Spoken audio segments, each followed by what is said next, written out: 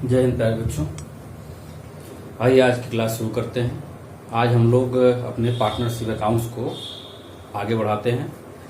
जैसा कि मैं सुबह आप लोगों को बोला था कि आगे बढ़ने से पहले हम लोगों को जो 11th क्लास में फाइनल अकाउंट पढ़े हैं उसको एक बार रिवाइज कर लेना चाहिए, क्योंकि आगे जो भी हम चीज़ पढ़ रहे हैं आगे बढ़ेंगे उसमें उसकी ज़रूरत पड़ेगी। जैसे कि हम लोगों ने अब यहाँ बात करें तो फाइनल अकाउंट में हम लोग ट्रेडिंग अकाउंट पढ़े, पीएल अकाउंट पढ़े और बैलेंस शीट पढ़े। ये चीज़ें अच्छी तरह आनी चाहिए, क्योंकि इसी के आगे फिर हम लोग जो है अगला बात करते हैं।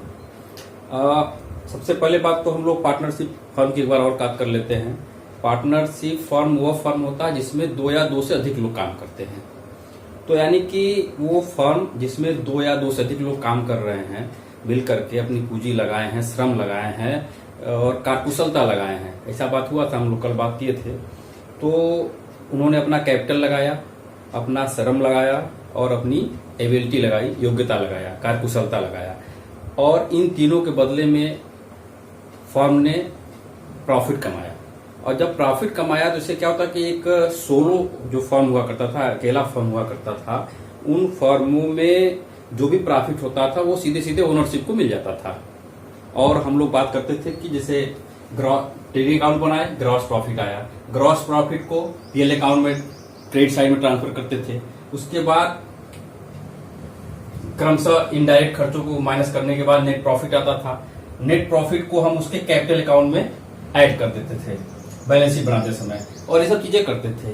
अब यहाँ पे चूंकि समस्या है कि दो या दो से अधिक व्यक्ति काम का फर्म है ये, तो जो प्रॉफिट आया है वो किसी एक व्यक्ति को नहीं मिलेगा। तो वो प्रॉफिट कैसे बांटा जाए, तो इसके लिए पार्टनरशिप डीड की बात किए थे हम लोग। तो उस पार्टनरशिप डीड में लिखा होता है कि कौन किसको कितना परसेंट का लाभ दिया जाएगा, जो प्रॉफिट है वो डिस्ट्रीब्यूट होगा। अगर मान लीजिए पार्टनरशिप डीड में कोई बात नहीं है तो सीधे सीधे हाफ हाफ बढ़ जाता है, जितने लोग होंगे उनको बराबर हिस्सों में बांट दिया जाएगा। तो ये सारी बातें आती है। तो इन चीजों को कैसे बांटा जाए, इसके लिए अकाउंट में सिस्टम दिया गया है। यानी कि जब हम ट्रेडिंग अकाउंट, पीएल अकाउंट बनाते हैं, इसी बीच में बैलेंस शीट, यहाँ पे बैलेंस शीट बनाने से पहले हम लोग एक अकाउंट बनाते हैं जिसका नाम है प्रॉफिट लॉस एप्रोप्रिएशन अकाउंट, यानी लाभ हानि नियोजन खाता। ये जो नियोजन खाता है या सेटलमेंट खाता है इसको कह सकते हैं, या प्रॉफिट डिस्ट्रीब्यूशन अकाउंट कह सकते हैं, ये सारा काम इसके तहत होता है। यानी कि जो पीएल एप्रोप्रिएशन अकाउंट बनाया जाता है, इसका मुख्य उद्देश्य है पार्टनर्स के बीच में चीजों को बांटना, डिस्ट्रीब्यूट करना। जो भी प्रॉफिट है उसको किस तरह से डिस्ट्रीब्यूट किया जाएगा, उसके लिए हम लोग जो है पीएल एप्रोप्रिएशन अकाउंट बनाते हैं। कुल मिलाकर के यह है कि इतना समझ लीजिए, आप लोग जो फाइनल अकाउंट बनाते हैं ट्रेडिंग एंड पीएल अकाउंट एक साथ बना देते थे, ये हो गया। उसके बाद जो नेट बैलेंस शीट बनाने से पहले हम पीएल एप्रोप्रिएशन अकाउंट बनाएंगे। इसका उद्देश्य क्या है? मुख्य उद्देश्य है इसका लाभ को डिस्ट्रीब्यूट करना, यानी जो फर्म ने जो प्रॉफिट कमाया है उसको पार्टनर्स के बीच में डिस्ट्रीब्यूट करना, इसका मुख्य उद्देश्य है। तो ठीक, आगे बढ़ते हैं हम लोग। तो हम लोग पीएल अकाउंट में नेट प्रॉफिट प्राप्त कर लेते हैं और इस नेट प्रॉफिट को ट्रांसफर करना है, ट्रांसफर टू एप्रोप्रिएशन अकाउंट। जैसा कि जानते हैं हम लोग, ये डेबिट साइड में होता है, पीएल के डेबिट में है, तो ये यहाँ पे क्रेडिट साइड में चला जाएगा। यानी कि नेट प्रॉफिट आपका यहाँ पे आ जाएगा, जितना भी फर्म ने प्रॉफिट कमाया है वो यहाँ पे इसको लिख देंगे। फिर उसके बाद डिस्ट्रीब्यूशन होता है। अब जैसे आता है, पहला है पॉइंट हमारा टू इंटरेस्ट ऑन कैपिटल।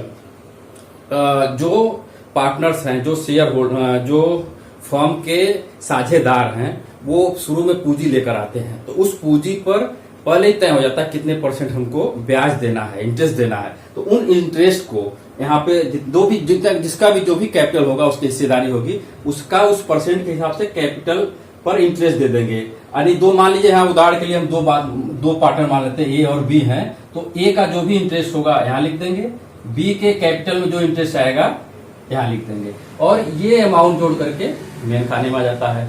ठीक, उसके बाद आता है कि मान लीजिए एग्रीमेंट में तय हुआ है कि पार्टनर्स हैं, कहते हैं कि किसी और को हम रख करके काम करेंगे, उनको सैलरी देंगे, अच्छा हम ही काम करते हैं, जो होगा वो सैलरी मुझे फर्म से मिल जाए। तो वो सैलरी अगर तय होती है तो उन लोगों को सैलरी भी दिया जाएगा और उसका भी डिस्ट्रीब्यूशन, जो भी सैलरी की अमाउंट होगी वहां पे लिख करके आ जाएगा।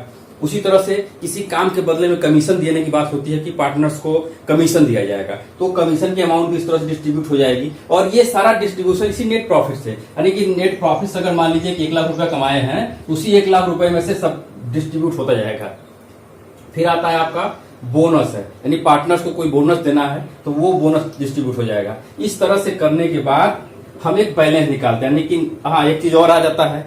अब मान लीजिए कि कोई पार्टनर है, उसने फर्म से कोई पैसा आहरित किया है, अमाउंट कुछ लिया है, तो उसको ड्राइंग करते हैं। उस ड्राइंग पे के अमाउंट पे हम फर्म को वो पार्टनर, वो साझेदार इंटरेस्ट देगा और वो इंटरेस्ट एक तरह से फर्म की इनकम हो जाएगी, यानी कि वो हम प्रॉफिट की तरफ साइड में लिखते हैं, यानी कि वो क्रेडिट कर देंगे। तो पीएल के अप्रोप्रिएशन अकाउंट जो है उसमें इंटरेस्ट ऑन ड्राइंग ए या बी जो भी है, वो जितनी अमाउंट होगा उसका वो यहाँ पे कर देंगे। इस तरह से इन दोनों को, यानी नेट प्रॉफिट और इंटरेस्ट ऑन ड्राइंग को जोड़ करके जो आएगा अमाउंट, और इधर interest on capital, salary, commission, bonus इत्यादि से जो भी होगा उनका बैलेंस निकाल लेंगे। और जो बैलेंस अमाउंट आता है वो हमारा बैलेंस प्रॉफिट ट्रांसफर टू ए और बी कैपिटल, यानी कि जो भी बैलेंस आता है, जैसे कि यहाँ पे नेट प्रॉफिट जो आया था जिसको हम बैलेंस शीट के कैपिटल में डालते थे, ऐड करते थे, उसी तरह से यहाँ पे जो बैलेंस आएगा, यानी ए के कैपिटल में और बी के कैपिटल, वो जो रेशियो में प्रॉफिट को शेयर करने की बात आती है, उस रेशियो में इसको अमाउंट अलग करेंगे और उसको जो है यहाँ पे बैलेंस शीट के कैपिटल अमाउंट में शामिल कर लेंगे। तो इस तरह की बातें होती हैं। ठीक, तो आज फिलहाल इतना ही, फिर आगे और बात करते हैं।